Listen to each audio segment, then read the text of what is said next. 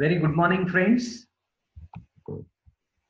Today we'll have a discussion on MS Access, that is RDBMS, Relational Database Management System. This is one of the important topic of your database management system.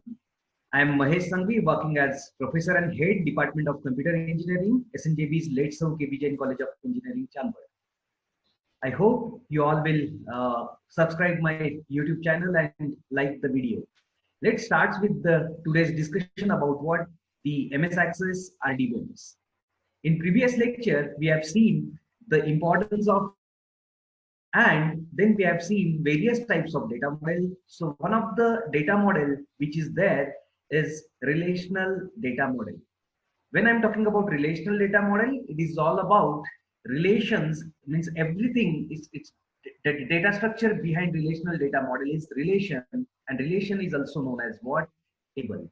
So RDBMS or MS Access is one of the famous RDBMS, that is relational database management system, that is completely on the base of relational data model. So today we will see the MS Access, and I have already cleared you that this is content beyond syllabus as it is not a part of your syllabus. So I'm covering this particular part for the sake of benefit of the students.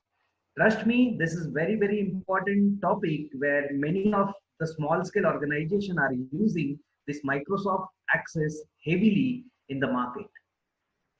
So let's look at the discussion on what MS Access. This is what the logo of MS Access, and you will understand the importance of what MS Access soon. I'll just let you know in brief what exactly is MS Access. MS Access is RDBMS. It is Relational Database Management System. It is used for small business organization or for the individual purpose. For example, suppose we are actually planning to develop a small software having backend of, let's say, a smaller organization or our own daily expenditure. In that case, when it is individual application or a small business organization application, in that case, MS Access is very good choice. Next part about MS Access is also known as desktop DBMS. It is also known as desktop DBMS because it is normally run from what? Desktop. And unfortunately, this is the reason I haven't got any of the mobile app for MS Access to create table. You can view the table using certain apps, but unfortunately, there is no mobile app available by which you can able to develop create what table using MS Access. Okay, so dear students, you have opportunity to develop what such type of mobile app that will completely work as what MS Access. It is a part of Microsoft Office suite. You must be aware that Microsoft Office has various parts like MS Word, MS Excel, MS Access, Publisher, and so many. So MS Access is one of the part of Microsoft Office suite. Now, before we start with the session, you all should know the basic terminology of what relational data model, and this I have already cleared in my previous session, that department name, building, budget means RDBMS is always in the form of what? Relational data model. This is what the relation which is in front of you, which is always in a form of table, that is column and rows. So here you can see that the department name, building, and budget is ultimately known as the field name, and it is also known as what? The column or attribute. Another part, computer science, Taylor, then 1 lakh. This is one particular row is known as what? Record or row, or it is also known as what? Tuple. Apart from that, there is one more concept. All the column values are normally known as what? Domain. It is important. Why I am explaining this? Because there are certain integrity constraints that we have to use today, and in that you will understand that domain integrity constraints are there, and it is normally applied on what? Domain. So we must know the concept of what? Domain. So if you simply combine all the columns, you will get table. If you simply combine all the rows, you will get table. And if you simply combine what? All the domains, then you will get what? Table. So this is what the beauty of what? Relational data model, and that is ultimately what? MS Access that we have to study today. So what we are going to cover into what? This RDBMS, that is MS Access. we can able to create the table. So create table is the command that is normally used into what into what SQL. But here you don't need any of the programming knowledge. Simply just by click, you can able to what create the table. I request everyone to please switch off your video so that you can save your bandwidth. Okay, so create table is we are actually gonna create what table into MS Access. Then we'll add data. Means it is normally done using what insert into. Means there are so many DML queries. Create table command is normally DDL language. Add data means you can able to insert records into what table, into created table is normally known as DML command. And we can able to add what constraints. So naturally the question comes in your mind that what exactly is what constraint. Constraint means what? Integrity constraint means what? It is, this is ultimately acting as one of the safeguard. Okay हमें guard के बारे में पता है ना, जैसे हमारे यहाँ पर क्या होता है, गार्ड होता है, वो क्या करता है, बहुत सारे अनवांटेड लोगों को अंदर नहीं आने देगा. So same thing integrity constraint in case of DBMS, ये क्या होता है, अनवांटेड चीजें, यानी जो ऐसा डेटा जो हम लोग नहीं चाहते हैं कि हमारे टेबल में आए, हमारे रिलेशन में आए, ऐसे टेबल को, ऐसे डेटा को हम लोग क्या कर सकते हैं, जगह पे रोक सकते हैं. सो आज मैं आप लोगों को दिखाऊंगा कि इंटीग्रिटी कंस्ट्रेंट एग्जैक्टली क्या होता है. एक्चुअली ये वाला टॉपिक जो भी है, इंटीग्रिटी कंस्ट्रेंट वाला टॉपिक, ये 3rd यूनिट में आपका हुआ है, लेकिन मैं यहीं पे आप लोगों को कवर कर दूंगा, जिससे आप लोगों को क्या होगा, काफी क्लैरिटी आज आ पाएगी. There are basically 3 types of integrity constraint: entity integrity constraint, domain integrity constraint, then referential integrity constraints. So ये तीनों टाइप एग्जैक्टली क्या है वो आज हम लोग देखेंगे. एंटिटी इंटीग्रिटी कंस्ट्रेंट यानी क्या, पूरा एंटिटी यानी क्या, पूरा टेबल जो है, उस टेबल के ऊपर जो कंस्ट्रेंट्स हम लोग डालेंगे उसको हम लोग क्या बोलते हैं, entity integrity constraints. There are basically two types of entity integrity constraint. One is primary key and another one is what, unique key. Primary key I have already cleared that कि जब भी हमें कोई भी रिकॉर्ड यूनिकली आइडेंटिफाई करवाने का रहता है, हम लोग नॉर्मली प्राइमरी की का इस्तेमाल करते हैं. यूनिक की भी सेम चीजों के लिए काम आता है, लेकिन दोनों में एक बेसिक डिफरेंस है. और डियर स्टूडेंट्स, नॉर्मली इंटरव्यू में आप लोगों को क्वेश्चन किया जाता है difference between primary key and unique की. तो प्राइमरी की यूनिक वैल्यू को भी एक्सेप्ट करेगा, नल वैल्यू को एक्सेप्ट नहीं करेगा. यूनिक की सिर्फ और सिर्फ यूनिक वैल्यूज को एक्सेप्ट करेगा, लेकिन नल वैल्यू को भी क्या कर देगा, एक्सेप्ट करेगा. सो this is what the basic difference between primary key and unique key. Primary की क्या करेगा, प्राइमरी की यूनिक की का भी काम करेगा और नल वैल्यू को एंट्री नहीं देगा. वेयर एज आपका जो यूनिक की है, ये यूनिक सारे रिकॉर्ड्स को यूनिक रखेगा, यानी रिपीटेड वैल्यू को एक्सेप्ट नहीं करेगा, लेकिन नल वैल्यू को क्या करेगा, एक्सेप्ट करेगा. ये मेजर डिफरेंस है यूनिक की और प्राइमरी की में. तो आज ये हम लोग देखने वाले हैं. उसके बाद domain integrity constraints. Domain integrity constraint यानी क्या, जो कॉलम है उसके वैल्यूज को जो आप लोग क्या करने वाले हैं, कंस्ट्रेंट्स लगाने वाले हैं, उसको हम लोग क्या बोलते हैं, डोमेन इंटीग्रिटी कंस्ट्रेंट्स.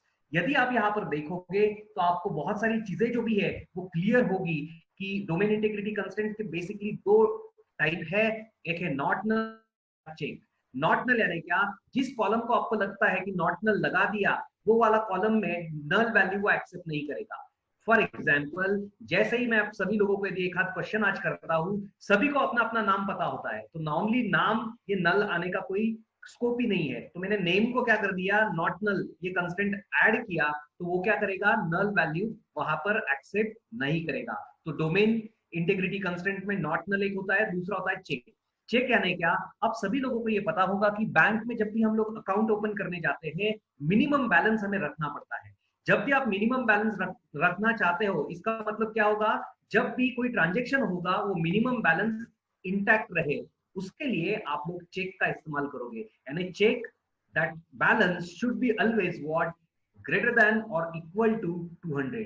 तो ये आप वहां पर क्या कर सकते हैं, 200 यदि आपको मिनिमम बैलेंस रखना होगा, तो वहां पर आप लोग चेक कंस्ट्रेंट का क्या कर सकते हैं, इस्तेमाल कर सकते हैं. Next part is what, referential integrity constraint. Referential integrity constraint एक चीज के लिए काम आता है कि जहां पे आपके पास एक टेबल है और दूसरा टेबल है.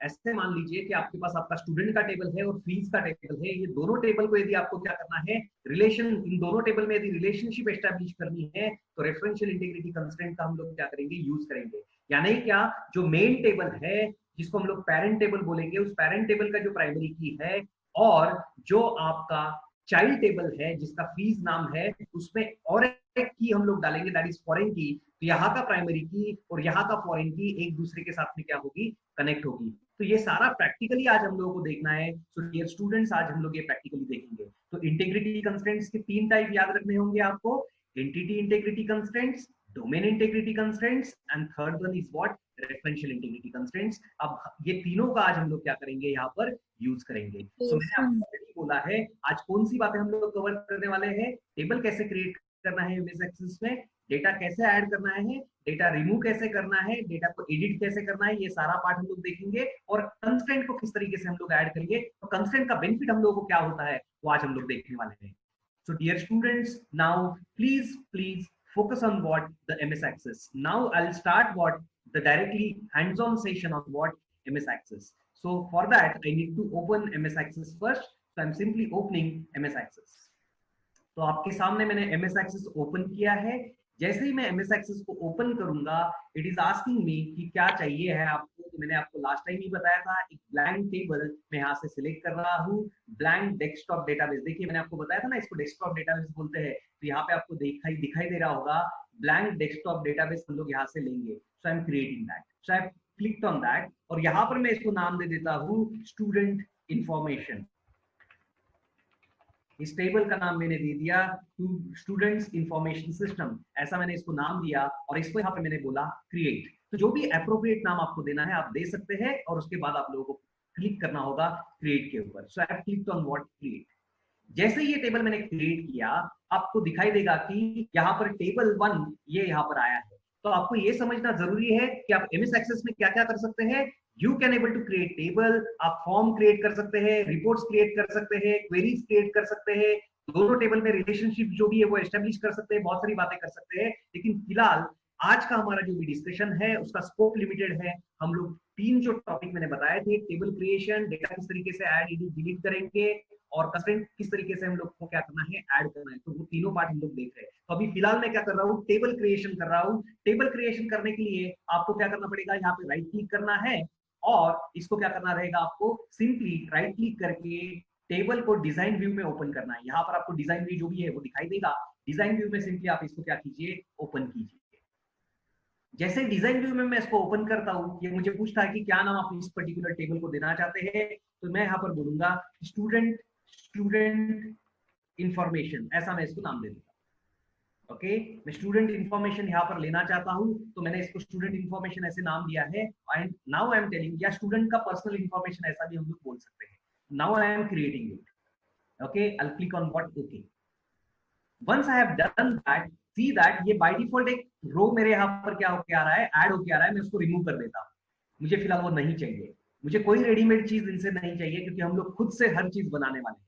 तो अब मैंने क्या किया, यहाँ पर सारा ब्लैंक है, और आपको दिखाई देगा फील्ड का नाम यहाँ पर आपको देना है, और डेटा टाइप आपको देना है। फील्ड का नाम देना यानी क्या, मुझे 4 फील्ड्स यहाँ पर चाहिए है स्टूडेंट के।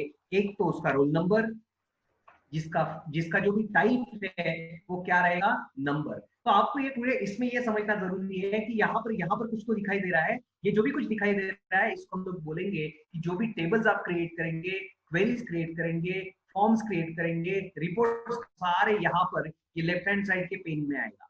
ओके, उसके बाद आप यहाँ पर ऊपर जो भी दिख रहा है ये मेन्यूज है और सब मेन्यूज है। ओके, और कुछ टूल्स आपको दिखाई दे रहे हैं जिसका आप लोग इस्तेमाल कर सकते हैं। उसके बाद आप लोगों को यहाँ पर दिखाई देगा कि यहाँ पर आपको ये फील्ड के नाम जो भी है वो देते आएंगे। तो यहाँ पर सारे फील्ड्स के नाम और उसके डेटा टाइप देंगे, और उस पर्टिकुलर फील्ड से रिलेटेड और डिटेल जानकारी आपको चाहिए तो नीचे आपको उसके फील्ड के प्रॉपर्टीज जो भी है वो दिए हैं। You can see here the properties of the fields are given here. ये सारे प्रॉपर्टीज का हम लोग क्या कर सकते हैं, इस्तेमाल कर सकते हैं। तो फिलहाल हम लोग नॉर्मल कोई प्रॉपर्टी का थोड़ा बहुत इस्तेमाल करके काम कर रहे हैं। तो मैं यहाँ पर क्या कर रहा हूँ, I am simply doing what, I am simply adding roll number, then I am adding what, name.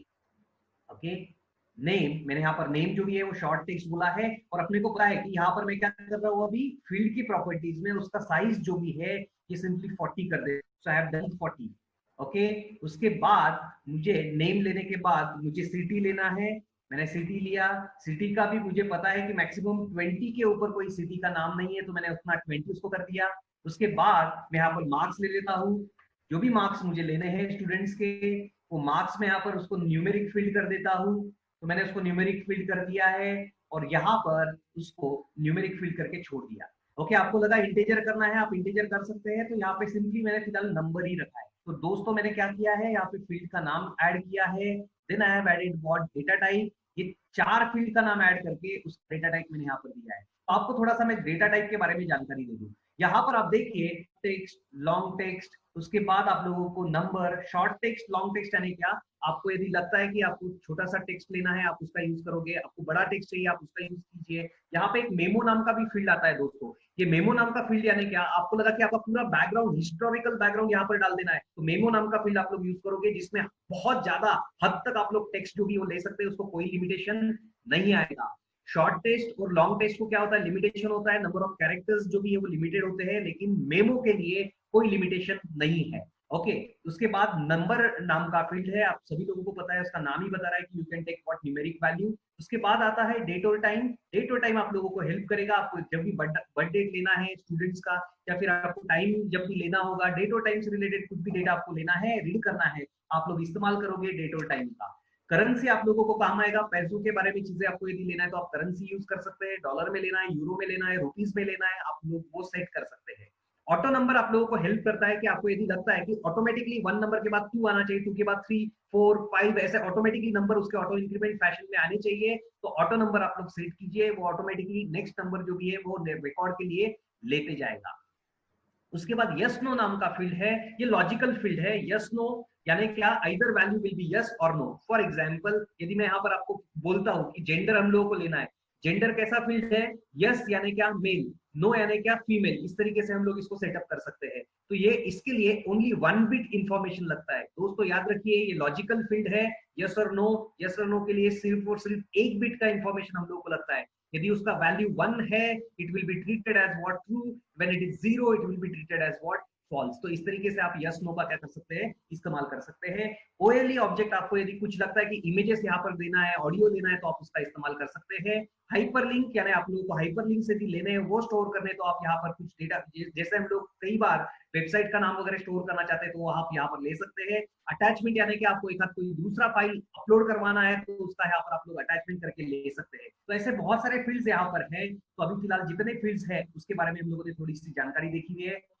हमें मेजॉरिटी ऑफ द टाइम क्या लगता है, short text, long text, number, date, time and yes और नो, ये normally इतने field हम लोगों को लगते हैं। मैं फिर से एक बार रिपीट कर रहा हूँ, मेमो नाम का और एक फील्ड होता है, आपको अनलिमिटेड डेटा जो भी है वो एक्सेस करने के लिए वो क्या करेगा, परमिशन देगा। ओके, आपको अनलिमिटेड टेक्स्ट स्टोर करना होगा, मेमो काम आएगा। यस और नो जो भी फील्ड है ये आप लोगों को सिर्फ 1 बिट इंफॉर्मेशन लेता है, क्योंकि ये लॉजिकल डेटा आप लोगों का लेगा। तो फिलहाल मैं यहाँ पर इसको रोल नंबर, न्यूमेरिक फील्ड लेता हूँ, name, short text, city, short text and marks, new number, इस तरीके से हम लोगों ने लिया है। मैं इसको सेव कर रहा हूँ, I am simply saving it. Save करना है, यस बोलना है। जैसे ही आप इसको यस बोलोगे, देखिए ये वाला टेबल आप लोगों का क्रिएट हो चुका है। जैसे ही आप इसके ऊपर डबल क्लिक करोगे इस टेबल के ऊपर, आप रिकॉर्ड में अब आप यहाँ पर डेटा जो भी है मींस रिकॉर्ड इंसर्ट कर सकते हैं। तो मैं रिकॉर्ड इंसर्ट करने जा रहा हूँ, रोल नंबर 1, उसके बाद में उसका नाम मैं यहाँ पर दे रहा हूँ एबीसी, उसका सिटी में यहाँ पर दे देता हूँ नासिक, यहाँ पर मैं दे देता हूँ उसके मार्क्स लेट्स से 70। उसके बाद मुझे नेक्स्ट फील्ड लेना है, नेक्स्ट रिकॉर्ड लेना है, मैं दूसरा रिकॉर्ड यहाँ पर इंसर्ट कर रहा हूँ 2, उसके बाद मैं नाम देता हूँ DEF। ओके, उसके बाद मैं चांदवड़ यहाँ पर सिटी का नाम लिख रहा हूँ, उसके बाद मैं मार्क्स यहाँ पर दे देता हूँ 40 या 60। ओके, तो मैंने यहाँ पर नाम मार्क्स दे दिए 60। उसके बाद मैं थर्ड रिकॉर्ड ऐड कर रहा हूँ जिसका नाम मैंने PQR रखा है, और उसका सिटी मैं पुणे कर देता हूँ, और यहाँ पर मैं उसके मार्क्स भी ले लेता हूँ 80। ओके, उसके बाद मैं 4 कर देता हूँ, और यहाँ पर मैं और कोई मार्क्स लेना चाहता हूँ, that is let's say XYZ, उसका नाम दे देता हूँ, उसका सिटी ले लेता हूँ, मान लीजिए मुंबई। उसके बाद मैं यहाँ पर मार्क्स जो भी है वो दे देता हूँ, मान लीजिए 75।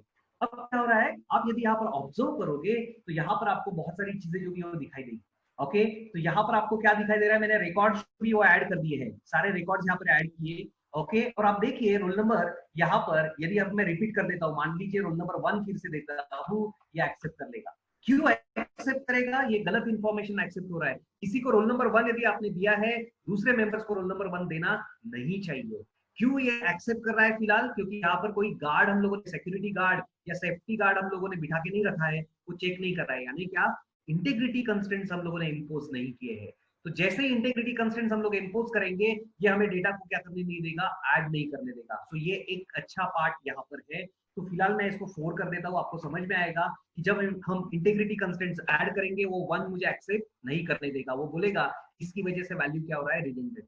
दूसरा, आपको भी पता है कि नॉर्मली नाम भी लोगों के रिपीट नहीं होते एक क्लास में। तो मैं मान लीजिए फिर से यहाँ पर एबीसी डालता हूँ, तो ये वाला नाम रिपीट नहीं होगा, सिटी रिपीट हो सकता है, नाम नॉर्मली रिपीट नहीं होता है, या मोबाइल नंबर यदि हम लोग फील्ड ले रहे हैं तो वो रिपीट नहीं होता है। उस केस में उसको रिपीट नहीं करवाना है, ये हम लोगों को चेक करना रहेगा। ओके, तो यहाँ पर और एक कंस्टेंट हम लोगों को लगाना चाहिए कि जो इस पर्टिकुलर नेम को क्या करेगा, रिपीट नहीं होने देगा, या फिर यहाँ पर नेम रिपीट भले ही हो सकता है लेकिन कम से कम एम्प्टी तो नहीं होना चाहिए। यहाँ पर ऐसा कोई स्टूडेंट नहीं होगा कि जिसको अपना नाम पता नहीं है, बराबर है। फिलहाल आपको आपके थर्ड ईयर में कितने मार्क्स आने वाले हैं वो पता नहीं होगा, लेकिन आपको नाम तो आपका पता है। तो यहाँ पर आप लोगों को एक नई चीज मैं आज सिखा रहा हूँ। ये जब मैंने यहाँ पर कुछ भी इंफॉर्मेशन नहीं डाला है, इसको ब्लैंक नहीं बोला जाता है, इसको बोला जाता है नल। नल एक बहुत इंपॉर्टेंट कंसेप्ट है। नल के लिए आपको ये समझना बहुत जरूरी है दोस्तों कि जब भी मैं नल के बारे में यहाँ पे बोलने जा रहा हूँ, तो नल का मीनिंग है, नल यानी किस चीज को मैं बोल रहा हूँ, नल। ओके, नल का मीनिंग जो भी है, it means that that value is unknown. Always remember, null means what, unknown. Okay, आप में से किसी ने तो कल जो भी फीडबैक 7 तारीख का जो भी फीडबैक डाला था उसमें नल डाला था। नल यानी क्या, उन्होंने ये बोला कि सर आपका टीचिंग कैसा है, ये अननोन है। नल स्पेसिफिकली लिखा हुआ है डीबीएमएस में। नल का मीनिंग होता है, नल यानी क्या, अननोन। ये ब्लैंक नहीं है, जीरो नहीं है, एम्प्टी नहीं है। इसको क्या बोला जाता है, फिलहाल ये वैल्यू मुझे पता नहीं है, ये अननोन है, ये फ्यूचर में मुझे पता होगी तब मैं उसको क्या करने वाला हूँ, एंटर करने वाला हूँ। तो दोस्तों आप सभी लोगों को ये पता होगा कि नेम जो भी है ये तो नल, मुझे अपना नाम पता होगा ऐसा तो नहीं होगा। फ्यूचर में मुझे अपने मार्क्स पता चलेंगे ये मैं बोल सकता हूँ, लेकिन नेम ये नॉट नल होना चाहिए। तो यहाँ पर आप देखिए ये नल को क्या कर रहा है, एक्सेप्ट कर रहा है। तो इसको यदि एक्सेप्ट नहीं करना है तो हमें क्या करने पड़ेंगे, यहाँ पे भी इंटीग्रिटी कंस्ट्रेंट जो भी है वो अप्लाई करने पड़ेंगे। तो दोस्तों अभी हम लोग देखते हैं कि किस तरीके से इंटीग्रिटी कंस्ट्रेंट हम लोग क्या करेंगे, अप्लाई करेंगे। तो मैं इसको फिलहाल सेव कर देता हूँ। ओके, और मैं इसको फिर से डिजाइन व्यू में ओपन कर रहा हूँ। इसको राइट क्लिक करना है और डिजाइन व्यू आपको दिखाई देगा। यहाँ पे डिजाइन व्यू में सिंपली इसको ओपन कीजिए। जैसे ही मैं इसको डिजाइन व्यू में ओपन करूंगा, मैं इसको सबसे पहले तो मैं इसको प्राइमरी की बनाना चाहता हूँ। यानी फिलहाल आप लोगों को याद होगा कि मैंने आप लोगों को 3 टाइप बताए हुए थे। ओके, कौन से 3 टाइप बताए थे आप लोगों को यदि याद है तो मैंने आपको बोला था कि हम लोग एंटिटी, इंटीग्रिटी, कंस्ट्रेंट ये देखने वाले हैं, और जिसमें प्राइमरी की होता है। ओके, यूनिक की भी होता है, प्राइमरी की भी होता है। तो प्राइमरी की किस तरीके से सेट करना है ये देखते हैं, और इसे क्यों एंटिटी इंटीग्रिटी कंस्ट्रेंट बोला जाता है ये मैं आपको दिखाऊंगा। अब देखिए आपको ये समझना जरूरी है, मैं इस रो को सिलेक्ट कर रहा हूं और यहाँ पर आपको प्राइमरी की दिखाई दे रहा है, देखिए। ओके, इस प्राइमरी की को आपको क्लिक करना है।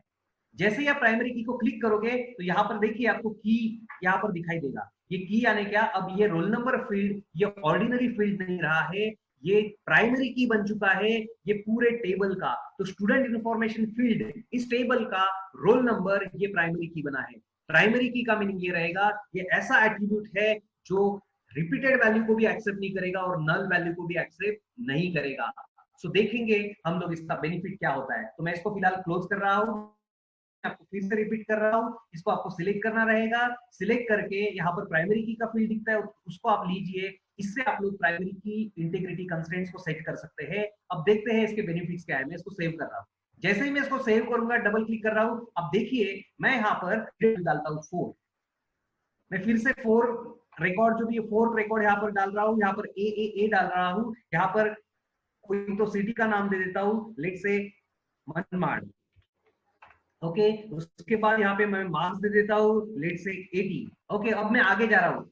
जैसे ही मैं आगे जाने गया, जैसे ही मैंने उस पर्टिकुलर रिकॉर्ड को छोड़ा, जैसे ही मैं उस एंटिटी को छोड़ने जा रहा हूँ, जैसे ही बाहर जा रहा हूँ, एक एरर मैसेज मेरे सामने फायर करता है। ये काफी पतला टेक्स्ट है, मैं आपको पढ़ के दिखाता हूँ। The changes you requested to the table were not successful because they would create duplicate value, यानी क्या, यूनिक वैल्यू नहीं है, इसके लिए वो उसको एक्सेप्ट नहीं कर रहा है। तो प्राइमरी की ये चेक करता है। Okay, create duplicate values in the index, primary की और relationship, change the data in the field or fields that contain duplicate value, remove the index और remove that duplicate value and try it again, यानी ये मुझे accept नहीं करेगा। देखिए ये गलत डेटा को अंदर लेने ही नहीं दे रहा है, इसको हम लोग सेफ गार्ड बोलते हैं, इसको हम लोग क्या बोलते हैं, गार्ड बोलते हैं, इंटीग्रिटी कंस्ट्रेंट्स बोलते हैं, कि जो क्या करेगा, गलती से भी रॉन्ग इन्फॉर्मेशन आपको नहीं लेने देगा। तो यहाँ पर मुझे कंपल्सरीली क्या करना पड़ेगा, 5 देना पड़ेगा, या फिर और कोई नया रिकॉर्ड जो भी वो देना पड़ेगा, 6 भी मैं दे सकता हूँ। ओके,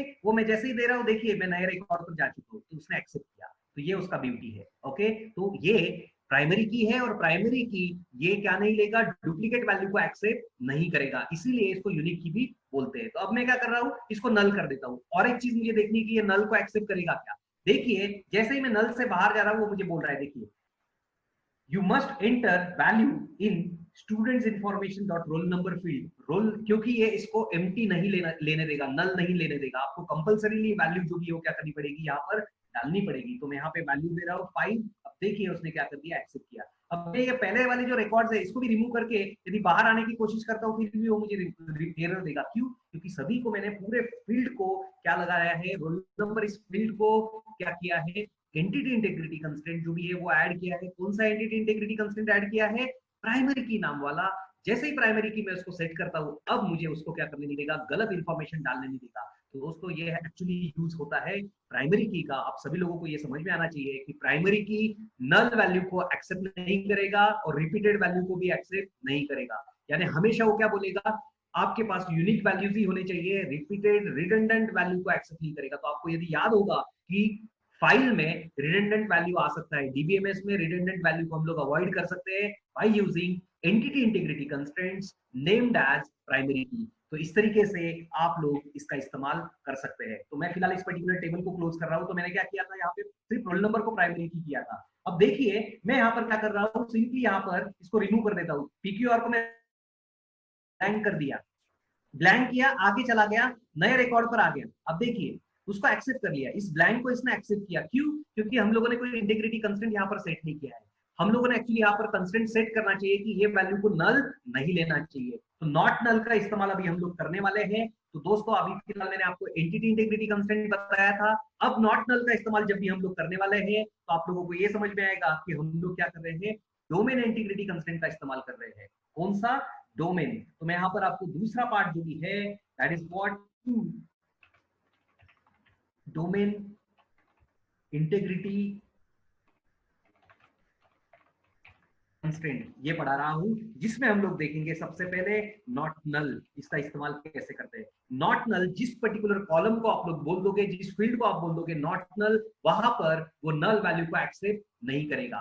तो आप लोगों को कंफ्यूजन नहीं होना है। अब आप बोलोगे सर प्राइमरी की भी कर दिया तो क्या होता है, प्राइमरी की नॉट नल भी और रिपीट वैल्यू को भी एक्सेप्ट नहीं करेगा। जहां पे आपको रिपीट वैल्यू चाहिए, लेकिन रिपीट वैल्यू एक्सेप्टेड है, लेकिन एम्प्टी वैल्यू नहीं चाहिए, नल वैल्यू नहीं चाहिए, तब जाके आप लोग नॉट नल का क्या करोगे, यूज करोगे। ओके, तो मैं यहाँ पर आप लोगों को अभी फिलहाल उसका इस्तेमाल जो भी है वो दिखा रहा हूँ। ओके, तो फिलहाल हम लोग फिर से इस एक्सेस में आ चुके हैं। मैं इसको क्लोज कर देता हूँ। इसको मैंने क्लोज किया, राइट क्लिक कर रहा हूँ, डिजाइन व्यू में आ रहा हूँ। जैसे ही डिजाइन व्यू में मैं आऊंगा, यहाँ पर मुझे नेम के ऊपर कुछ काम करना है।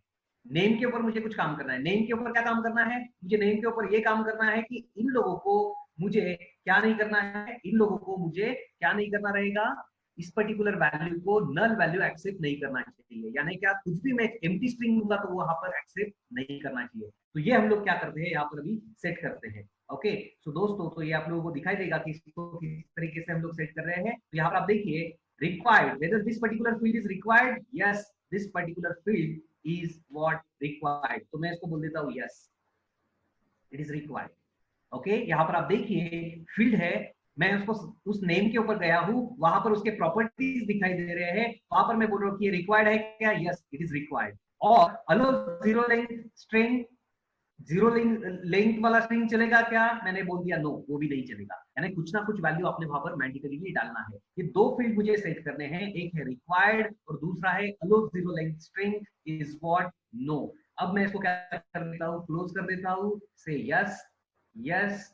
ओके, जैसे ही मैंने यस किया, अब मैं इसको ओपन कर रहा हूँ। अब आप देखिए DEF को मैं अभी क्या कर देता हूँ, यहाँ से एम्प्टी कर देता हूँ। एम्प्टी करते ही जैसे मैं बाहर जा रहा हूँ, तो आप लोगों को यहाँ पर दिखाई देगा you entered a value in this particular name, you have to compulsory you have to enter the value into what this field, यानी अब ये आप इस पर्टिकुलर फील्ड को नॉट नल क्या करेगा, एक्सेप्ट नहीं करेगा। सेम चीजें हम लोग जब चैप्टर नंबर 2 देखने वाले हैं, क्रिएट टेबल कमांड जैसे ही हम लोग देंगे तो वहां पे भी कंस्ट्रेंट्स ऐड कर पाएंगे नॉट नल नाम का। तो ये नॉट नल वहां पर आप लोगों को आएगा, यहाँ पर नॉट नल किस तरीके से करना है ये मैंने आप लोगों को प्रैक्टिकली दिखाया, सो दैट आप लोग खुद भी उसका क्या कर सकते हैं, इस्तेमाल कर सकते हैं। तो दोस्तों आई होप आप सभी लोगों को ये समझ में आ रहा होगा कि जो भी इंटीग्रिटी कंस्ट्रेंट्स है, जैसे कि एंटिटी इंटीग्रिटी कंस्ट्रेंट जिसको मैंने प्राइमरी की बोला है, दूसरा हम लोगों ने देखा हुआ है डोमेन इंटीग्रिटी कंस्ट्रेंट जिसका पार्ट मैंने आप लोगों को दिखाया, that is what, not null. अब हम लोग और एक यहाँ पर इंटीग्रिटी कंस्ट्रेंट का इस्तेमाल करेंगे, लेकिन इसके पहले दोस्तों मैं आप लोगों को अभी यहाँ पर क्या लेने जा रहा हूँ, क्विज लेने जा रहा हूँ। आप सभी लोगों को एक पोल जो भी है वो देना रहेगा। Be ready for the poll. I hope you will enjoy this particular poll now. Okay, your time start now. I'm launching the poll and you all have to view this particular poll immediately. Okay, I have already launched the poll. Okay, your time started. Only 1 minute is given for this poll. Best luck.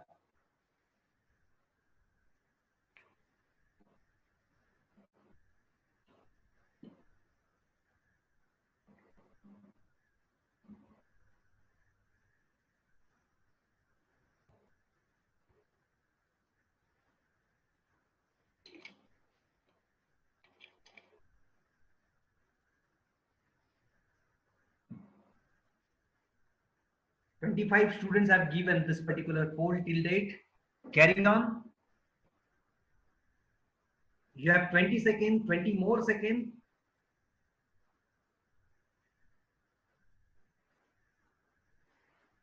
"67 students are there. You should, you should go for it, opt it. Only last 5 seconds, and then I'll end this particular polling. I'm taking your attendance from polling also. This shows your what attentiveness in the class. All right, so now it's time to end the poll. I have ended the poll and I'm now sharing the results with you. And this is time where we should focus on what this particular question. Question was that which field type you select if you need to enter long text in the field. जब आपको बहुत long text जब भी लेना रहेगा तब कौन से फील्ड का आप इस्तेमाल करोगे, तो मैंने आपको ऑलरेडी बताया था कैर वैर। फिलहाल मैंने मेमो के बारे में आप लोगों को बताया था। दोस्तों memo is the right answer. जिन लोगों ने मेमो दिया है हार्टी कांग्रेचुलेशंस टू यू। जिन लोगों ने मेमो नहीं दिया है उन लोगों के लिए एक रिवीजन मैं यहाँ पर दे रहा हूँ। मेमो ये ऐसा फील्ड होता है कि जहां पर आप लोगों को लॉन्ग टेक्स्ट होता है, शॉर्ट टेक्स्ट होता है। लॉन्ग टेक्स्ट यानी क्या, कैरेक्टर, सॉरी शॉर्ट टेक्स्ट यानी क्या, कैरेक्टर। लॉन्ग टेक्स्ट यानी क्या, वैर। और मेमो ये ऐसा फील्ड है कि जहाँ पे अनलिमिटेड डेटा आप लोग क्या कर सकते हैं, अनलिमिटेड टेक्स्ट यहाँ पर क्या कर सकते हैं, दे सकते हैं। तो ये आप लोगों को समझना जरूरी था। थोड़ा ट्रिकी था ये वाला क्वेश्चन, इसलिए मैंने यहाँ पर पूछा है। उसके बाद मैंने और एक क्वेश्चन और एक चीज मैंने आपको यहाँ पर बताई थी, the size of yes know field is always, यानी लॉजिकल फील्ड जो भी होता है उसका साइज क्या होता है। तो बहुत सारे लोगों ने यहाँ पर राइट आंसर दिया है। 51% students have given right answer, that is what 1 bit, and 1 bit is what right answer. जिन लोगों ने 1 बाइट या 2 बाइट लिखा है ये रॉन्ग है। यस और नो ये आइदर 1 और 0 यानी बिट्स में डायरेक्टली क्या करेगा, इंफॉर्मेशन स्टोर करेगा। इसलिए पूरे डीबीएमएस में स्मॉलेस्ट डेटा टाइप का साइज यदि है तो वो होता है यस और नो फील्ड, या उसको लॉजिकल फील्ड बोला जाता है। तो दोस्तों ये दोनों चीजें आप लोगों को समझना बहुत जरूरी है। आप फोकस यदि करोगे लेक्चर में तो आप लोगों को ये समझ में आएगा, क्योंकि मैंने ऑलरेडी लेक्चर में ये चीजें जो भी है ये बताई थी। Okay, now let's focus on what the next part, that is what domain integrity constraints के बारे में मैं आपको बता रहा था। डोमेन इंटीग्रिटी कंस्ट्रेंट्स में आप लोगों को क्या करना रहेगा, मैंने आपको यहाँ पर नॉट नल लिया है और एक होता है चेक। तो हम लोग चेक के बारे में देखेंगे। ओके, तो चेक के बारे में देखने के लिए आपको पहले ये समझना जरूरी है कि ये वाला जो भी टेबल है, इस टेबल में लोएस्ट मार्क्स जो भी है वो 40 आने चाहिए। यानी क्या, पासिंग स्टूडेंट का ही डेटाबेस है। जो फेल हुए हैं उनको इस पर्टिकुलर डेटाबेस में एंट्री नहीं देना है। अब क्या होगा, मान लीजिए मैंने ए नाम का जो भी स्टूडेंट है इसके 80 मार्क्स से क्या कर रहा हूँ, 30 कर रहा हूँ। जैसे ही 30 करूंगा, देखिए उसने उसको एक्सेप्ट किया। लेकिन ये 30 नाम वाले 30 जिसको भी क्या आया है, मार्क्स आया है, मुझे मिनिमम कितने मार्क्स चाहिए, 40 के बिलो यदि मार्क्स है, डेटाबेस ने एरर देना चाहिए कि minimum marks should be what 40। फिलहाल यहाँ पर ये दे रहा है क्या, नहीं दे रहा है। तो रॉन्ग वैल्यूज डेटा में क्या हो रहे हैं, आपके डेटाबेस में एंटर हो रहे हैं। तो यदि आपको रोकना है तो आपको इस पर्टिकुलर चीजों, इसके लिए भी आपको क्या करते आएगा, देखिए मैं फिलहाल इसको फिर से 80 कर देता हूँ, इसको सेव कर रहा हूँ। उसको राइट क्लिक कर देता हूँ, डिजाइन मोड में जा रहा हूँ। मुझे कौन से फील्ड के ऊपर काम करना है? मार्क्स नाम के फील्ड के ऊपर। ओके, और मार्क्स नाम के फील्ड के ऊपर मुझे क्या करना रहेगा? मुझे यहाँ पर एक वैलिडेशन रूल लगाना है। क्या रूल लगाना है? ये हमेशा ये वाला जो भी वैल्यू है ये ग्रेटर देन और इक्वल टू क्या होना चाहिए? 40।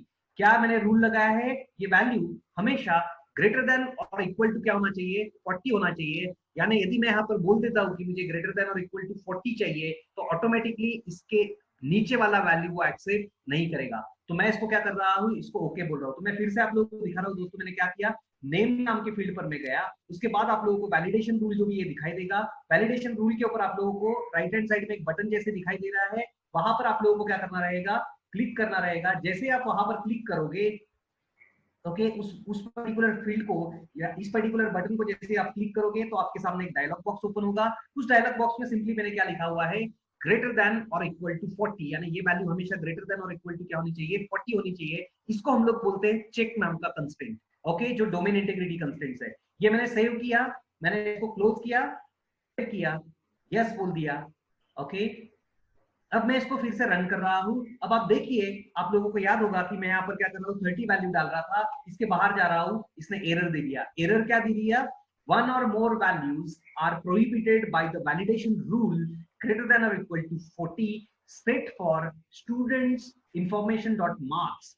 Enter a value that the expression for this field can accept. यानी क्या? यहाँ पर चेक, ये इंटीग्रिटी कंस्ट्रेंट्स हम लोगों ने कंस्ट्रेंट यहाँ पर क्या किया? लगाया, इसलिए ये गलत इंफॉर्मेशन को एक्सेप्ट नहीं करने देगा। यानी मुझे मिनिमम 40 ये वैल्यू यहाँ पर देनी है, तभी एक्सेप्ट कर रहा है। देखिए 40 को एक्सेप्ट किया।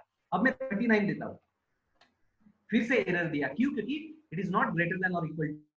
तो चेक ये कंस्ट्रेंट क्या कर रहा है? उस डोमेन को, उस कॉलम की जो भी वैल्यूज है उसको क्या करके रखेगा? पकड़ के रखेगा कि ये हमेशा ग्रेटर देन और इक्वल टू 40 होनी चाहिए, उसको हम एक्सेप्ट नहीं करेंगे। तो इसी तरीके से आप यहाँ पर क्या कर सकते हैं? सेट कर सकते हैं। दूसरा, आप लोगों को ये भी पता होगा कि मैं यदि यहाँ पे 200 मार्क्स देता हूँ, ये भी गलत है।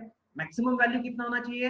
100। तो आप फिर से वहां पर जाके एंड नाम का एक क्राइटेरिया लगा के, this value should be greater than और equal to 40 and less than और इक्वल टू 100। जैसे आप ये कर दोगे तो ये वैल्यू हमेशा 40 से लेके 100 के बीच में रहेगा। तो फ्रेंड्स, आज मैंने आप लोगों को यहाँ पर जो बताया है वो है मेनली ये टाइप जो भी है, ये मैंने आपको कोशिश करने की कोशिश की, यहाँ पे कंप्लीट करने की कोशिश की है। आप यदि देखोगे तो हम लोग इस पर्टिकुलर सेशन में डिस्कशन कर रहे थे एमएस एक्सेस के बारे में।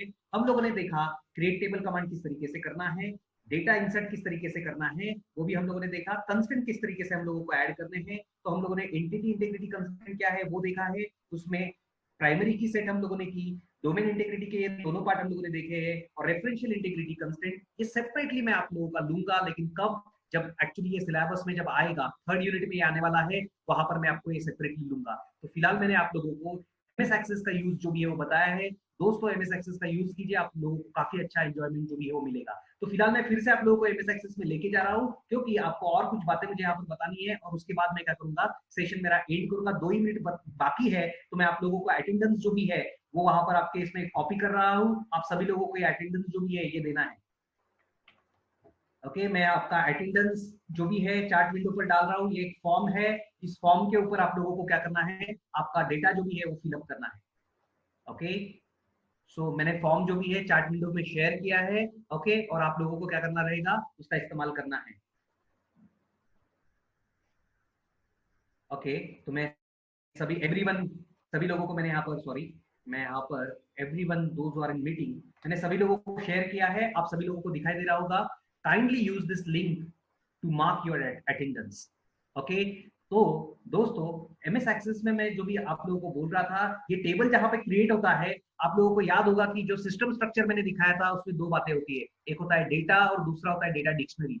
डेटा डिक्शनरी को ही सिस्टम कैटलॉग बोला जाता है। इस डेटा का डिजाइन जहां पर स्टोर होता है, मींस यहाँ पे राइट क्लिक करने के बाद डिजाइन व्यू में मैं ओपन करता हूँ। देखिए 2 चीजें हैं, एक तो इसका डेटा और दूसरा इसका स्ट्रक्चर। स्ट्रक्चर कहां पर स्टोर होता है डेटा का? डेटाबेस में जो 2 वर्ड है, डेटा और बेस। बेस कहां पर स्टोर होगा? बेस को ही हम लोग स्ट्रक्चर बोलते हैं। वो कहां पर स्टोर होगा? वो होगा डेटा डिक्शनरी में स्टोर होगा। ओके, और जो इसका डेटा है, जो एक्चुअल वैल्यूज है, ओके, जो रिकॉर्ड्स है ये कहाँ पर स्टोर होंगे? डेटा फाइल में। तो दोनों फाइल का यहाँ पर क्या किया जाता है? इस्तेमाल किया जाता है। तो दोस्तों एमएस एक्सेस से आपको फास्ट फॉरवर्ड में डीबीएमएस की कंसेप्ट जो भी है वो क्या हो सकती है, समझ में आ सकती है। So this is what from my end in today's lecture. If you have any difficulty you can please ask me. जिन लोगों को भी डिफिकल्टी है आप अनम्यूट करके पूछ सकते हैं।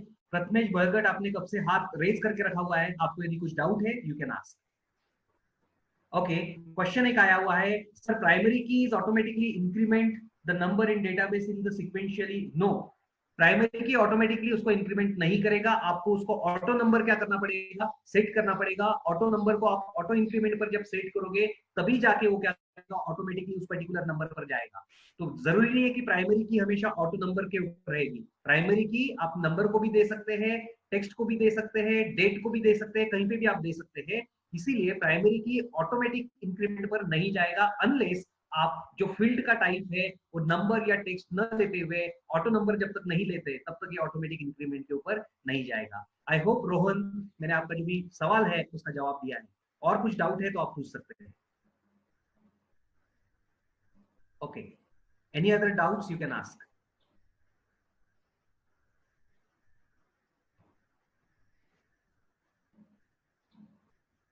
दोस्तों डाउट्स पूछते जाइए तो अच्छा लगता है। ओके, डाउट जितने पूछोगे आप लोगों को भी काम आएगा, मुझे भी काम आएगा। आई होप आप सभी लोगों को चीजें जो भी है वो समझ गई है। Okay sir, in a table we can use only one primary key. या वेरी वंडरफुल क्वेश्चन। याद रखना है आप सभी लोगों को, प्राइमरी की ये एक टेबल में एक या एक ही हो सकती है, एक से ज्यादा प्राइमरी की अलाउड नहीं है। क्यों? क्योंकि इसीलिए इसको एंटिटी इंटीग्रिटी कंस्ट्रेंट बोला जाता है। पूरे एंटिटी के लिए ज्यादा से ज्यादा एक ही प्राइमरी की आपकी हो सकती है। और प्राइमरी की का मीनिंग ऐसा होता है, एक ही क्यों, टेक्निकल रीजन मैं आपको बता रहा हूं। एक तो मैंने आपको बता दिया कि ये एंटिटी इंटीग्रिटी कंस्ट्रेंट है, और दूसरा क्या, प्रोग्रामिंग पॉइंट ऑफ व्यू आपको समझना है कि प्राइमरी की के ऊपर फिजिकली आपका जो भी डेटा है वो सॉर्टेड होता है। तो सॉर्टेड आप एक ही फील्ड के ऊपर एट ए टाइम रख सकते हैं, एट ए टाइम दो फील्ड के ऊपर सॉर्टिंग कर सकते हैं क्या? नहीं कर सकते। इसलिए प्राइमरी की एक टेबल में एक और एक ही होता है। इसी के लिए ये एंटिटी इंटीग्रिटी कंस्ट्रेंट कहलाता है। Okay, I hope I have answer your query Anand.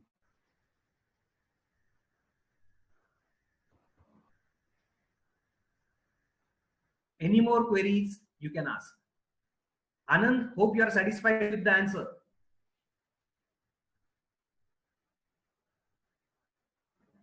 All right. So if you have any other doubts, you can ask. I'll be happy to answer your queries. I hope MS Access सभी लोग enjoy करके देखिए। मैंने कल आप लोगों को एक ऐप शेयर किया था, जिन लोगों के पास लैपटॉप नहीं है वो लोग इस ऐप का इस्तेमाल करके टेबल जो भी है वो क्रिएट करके दो टेबल में रिलेशनशिप एस्टेब्लिश करके देख सकते हैं। कल के सेशन में मैं आप लोगों का जो भी पर्टिकुलर पार्ट है, ईआर मॉडल हम लोग स्टार्ट करेंगे, that is entity relationship model. ये कल हम लोग देखने वाले, बहुत इंपॉर्टेंट है। एग्जामिनेशन में 100% आप लोगों को क्वेश्चन आता है ईआर मॉडल का। प्रोजेक्ट में भी आप लोगों को ईआर मॉडल ड्रॉ करना पड़ता है। आप इंडस्ट्री में भी जाओगे तो आपको ईआर मॉडल का, गेट एग्जामिनेशन में भी ईआर मॉडल आएगा। इसका काफी अच्छा इंपॉर्टेंस रहा है। तो दोस्तों आने वाले 2 या 3 लेक्चर सिर्फ ईआर मॉडल जो भी है वो चलने वाला है, that is entity relationship model. I hope आप सभी लोग जो भी सेशन हम लोग ले रहे हैं वो आप 110% एंजॉय कर रहे होंगे। आपको जब भी कोई डिफिकल्टीज है आप लोग पूछ सकते हैं। ये वाला जो भी सेशन है इसका वीडियो यूट्यूब के ऊपर अवेलेबल है। मैं आप लोगों को गूगल क्लासरूम के ऊपर भी शेयर कर दूंगा। आई होप जिन लोगों को कुछ डाउट्स है, जिन लोगों को समझ में नहीं आया होगा, शांति से आप लोग वहां से देख सकते हैं। कभी कभी मैं काफी फास्ट चला जाता हूं तो आप लोगों को डिफिकल्टीज आती होंगी। आई hope you will enjoy the session. Thank you everyone. I will and the session now. Thank you all.